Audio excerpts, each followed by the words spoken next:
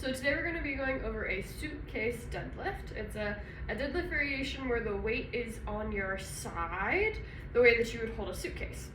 And what it's really working on is sort of unilateral core engagement. The entire core has to engage, but if the weight is on my right side, pulling me over, my left obliques and core really have to engage. So it's a great way to work on core engagement, a little bit of core isolation, while in the deadlift form.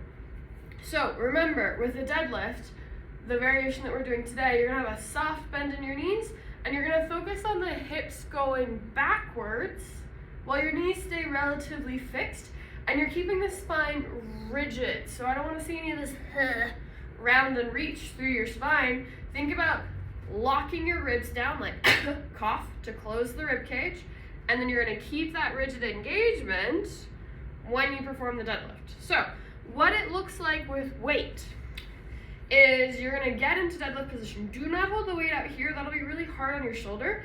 It can fall in line with the point of your shoulder against your thigh. So get your core engaged, soft bend in your knees, and as you hinge, keep the weight close to you, not swinging out here, not swinging forward. So I don't want the weight all the way out here. I want it nice and close. And then you're gonna push through your feet to come up. The other thing, since the weight is pulling you, try to make sure that you're not tilting at the shoulders or the hips to compensate. Instead, what I want you to focus on is shoulders stay in a straight line and hips stay in a straight line.